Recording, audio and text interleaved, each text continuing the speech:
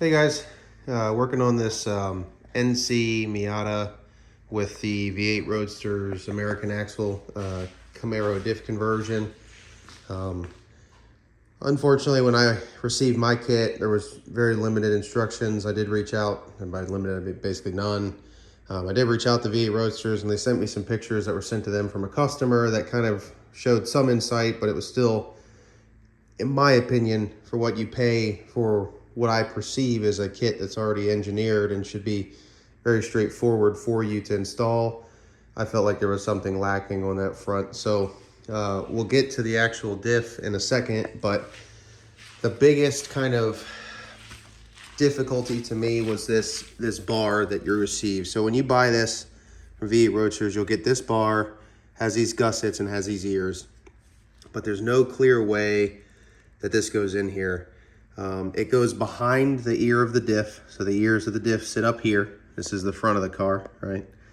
So it goes behind the ears of the diff and kind of sits in this trough, which down here, this bar is kind of slash cut on both sides and somewhat cleanly rests against a similar slash cut brace in this trough between the outer and the inner rails of the subframe, which are my thumb and my pointer finger here. So basically the only place you can actually weld in that are try to get some kind of very small tack welds on the sides, but there's holes, coincidentally, in the stamped metal right there, so you can't weld a full seam. There's like a 3/4 inch hole right in the middle of those two tacks.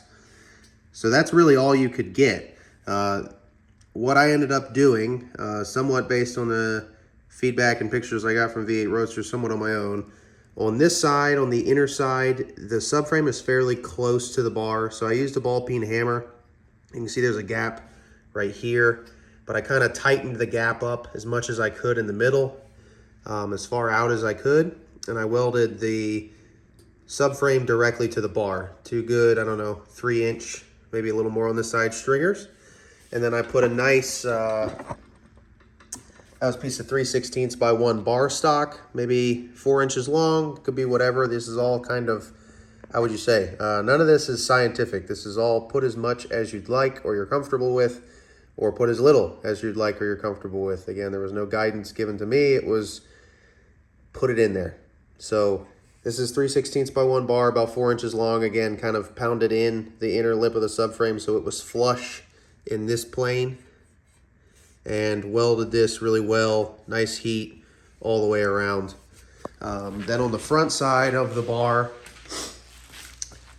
what I did was, this is just a piece of 1x1 angle iron, piece of scrap I had. You could probably use like 1.25 inch angle and it would maybe hang in that center part a little bit better, get you a little better coverage. But again, just welded that around the front to cover this way bigger gap. Welded it to the top. And then this was, you could use like 1/2 inch by 1/2 inch angle. Maybe just have to trim this side down to fit whatever this gap is specifically. But this is some old C-channel I think that I had that I just cut down. This thing did not weld the best, partially because of the material that I had laying around, partially because of the prep that I didn't really do that well of on the subframe. But I ended up with 3 pieces here. This is about 3 inches long, about 3 inches long, about 3 inches long on the front edge to weld it. I do have the big, beefy, ugly, goopy tacks on the sides. And then the big piece of plate on the back and the long stringers on either side. So compared to the NA, NB Miata 8/8 swaps, where you basically weld in that front mount along the stamped steel seam, if you guys are familiar with those, I think this is just as, if not stronger now with this material added. I don't necessarily have a problem with this from a fundamental design perspective. It was more so the fact that there's no necessary input from V8 Roadsters on exactly how it's supposed to sit. They don't tell you even which side it's supposed to mount on. So unless you had pictures already, which this is what this video is for, is to try to help you guys save time, you kind of had to fumble around with it. Does it go on this side or this side or this side, or does it flip 180? I sat here and messed with it for 45 minutes just to try to figure out what looked to be the most sensible thing. So that was probably the more frustrating part, figuring that out and then learning after the fact that I kind of had to provide my own material and kind of brace it to my own standards. But nonetheless, that's that. Going and looking at the diff now. So this is the cover. First piece, this is Camaro SS, this one particularly SS. That's the 345 ratio.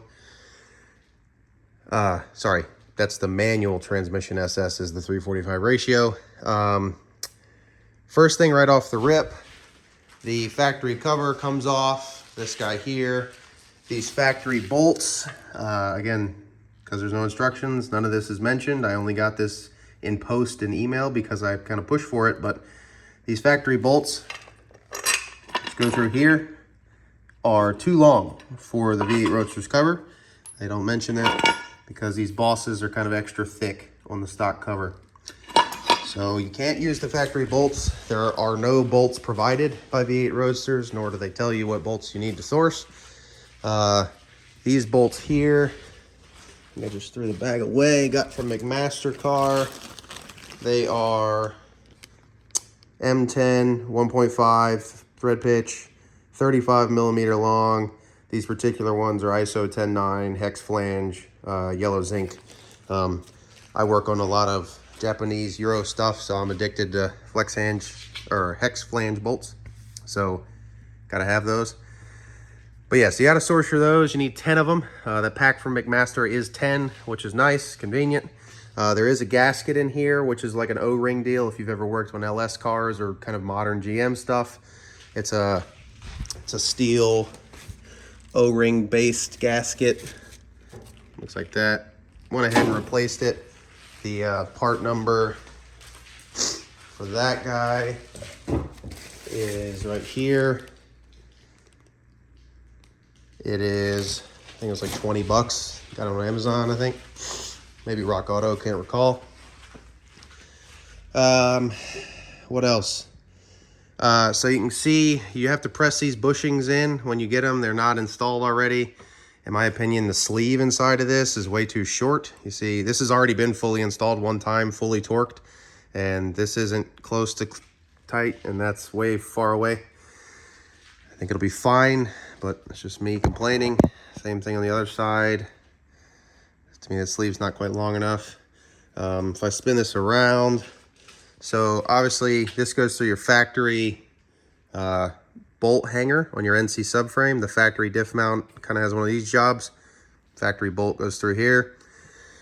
This side, if you look at the cover, there's sufficient room here to get the factory bolt snaked in barely. Run the bolt in. This side, not the case. So again, something I had to figure out. If you look at this side, you see there's this little tab that's not a bolt hole, it's not used. Well, this side has one as well, and you have to cut it off.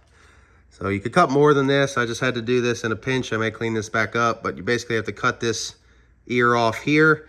And if you don't, you do not have enough clearance to slip the bolt in to fit the bolt on that side. So, trying to think if there's anything else. So you had to cut the ear here to get the factory bolt in, excuse me. Cut the ear here, get the factory bolt in. Got to source your own bolts, M10, 1.5, 35 millimeter long. In my case with these hex bolts, the welds were they protrude so close to the bolt hole, I actually had to go back with a small cutoff wheel, like a Dremel, and kind of clearance around the weld to make sure that the bolt was actually sitting flush. I had to do that on this one, this one, this one, and this one, the corners. So get your new gasket, cut this ear off, source your own bolts. In my case, you'll see these little holes here. This is an alignment dowel. This is an alignment dowel. In my case, the powder coat was so thick in this alignment dowel that it wouldn't even go on the pin. So I had to kind of go back through with a similar size drill bit and just kind of clean that up. That kind of thing can happen. Looks like it uses a -3 AN breather port. So that's got to go to like a breather can, or I mean, you could probably just hook a line to it and run it physically higher than the diff and it would be fine. Factory fill and drains on the side. So drain, fill. Looks like it doesn't take too much fluid. Otherwise, I'm going to say, quote unquote, that's it. I did measure. Like I said, I've had this in the car already. I had the rear subframe in the car. It is exponentially easier to mount the diff in the subframe and then just pick the whole subframe up, put your floor jack under the diff, jack the whole thing up. The NC has these really long alignment studs, so it kind of helps you grab it. Trying to think, everything else that I've learned so far. So yeah, definitely put the diff in first. I tried to do it where the subframe was already in the car. Then I put the diff in, and that was not impossible, but very, very difficult. So, excuse me. Yeah. Anyway, just wanted to put this video up to try to help some other people who might be going through this, who might be ordered this kit and trying to find their way through it. I know the NC stuff is quite a bit less popular in general in terms of the swap world. But, I mean, the kit is obviously out there. You can buy the pieces. They'll surely take your money for the stuff. And in my opinion, it needed a bit more clarity on how to do it. Because to me, if you're buying swap parts, part of the money you're spending isn't for the actual asset, the physical part. It's for the engineering having already been done and the information being shared to you about how it all needs to go together to take advantage of that. So anyway, if you guys have any questions, feel free to leave them in the comments. I'll do my best to answer them. I will post the part numbers for that differential gasket, the cover gasket, and I will write a note of the bolt length down in the description just so everybody has them. The front bolts that go through these mounts are provided from V8 Roadsters. You reuse your factory bolts for the ones in the back, and otherwise everything's square. I did get the diff in the car and check the pinion angle. With it mounted in the car, the pinion angle looks right about 90 degrees or 0 degrees, I guess how you'd say it.